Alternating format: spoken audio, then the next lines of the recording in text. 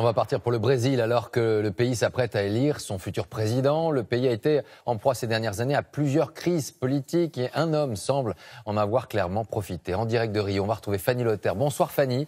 Cet homme, c'est Jair Bolsonaro, candidat d'extrême droite. Reste-t-il toujours en tête des sondages ?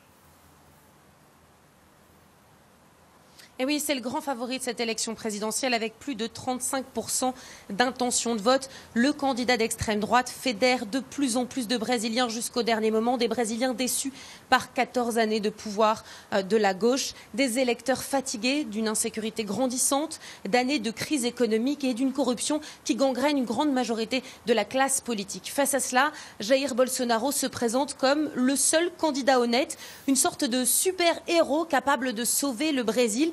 Et il n'est pas le seul. À l'aube de ces élections présidentielles, mais aussi législatives, vous allez voir que certains candidats ne reculent devant rien, absolument rien, pour convaincre les électeurs déçus. C'est un reportage réalisé par Anne-Charlotte Iné, Stéphane Guimau et Morgane Jézéchiel.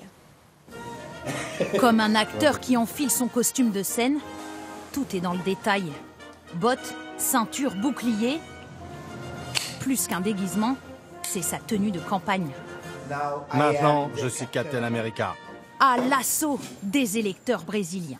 Captain America, le super-héros le plus connu au Brésil, alias Luiz Carlos de Paula. Bienvenue à bord de la drôle de campagne d'un candidat haut en couleur.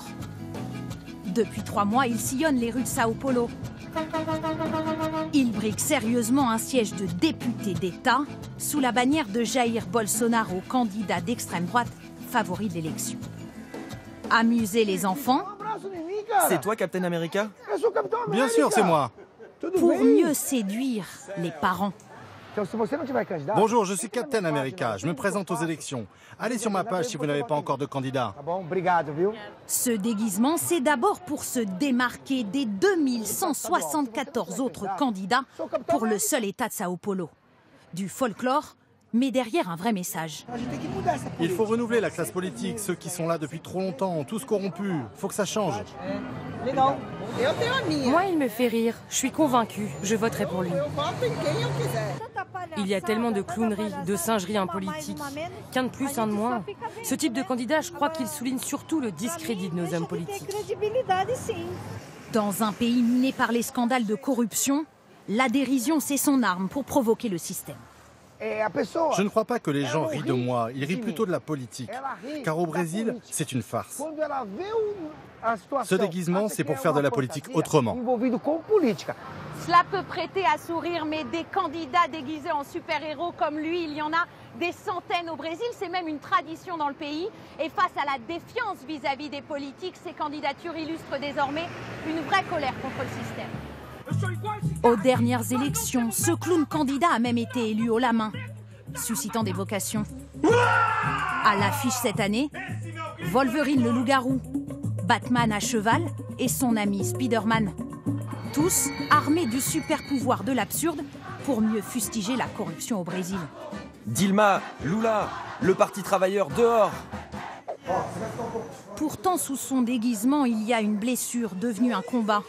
Cet ancien policier militaire a frôlé la mort il y a 6 ans. C'était en 2012. Un bandit a voulu me braquer. Il a vu que j'étais policier. Il m'a tiré dessus 3 fois. Aujourd'hui, il veut en quelque sorte sauver son pays de la violence. L'insécurité au Brésil est vraiment un fléau qui touche tout le monde. J'ai décidé d'être candidat pour que ça change, pour agir contre toute cette violence. Et au Brésil, ce serait culturel.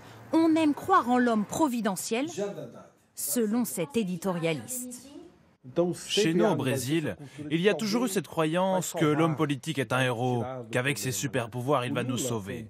À l'époque, Lula par exemple était vu comme ça, et aujourd'hui il y a Jair Bolsonaro, c'est pareil.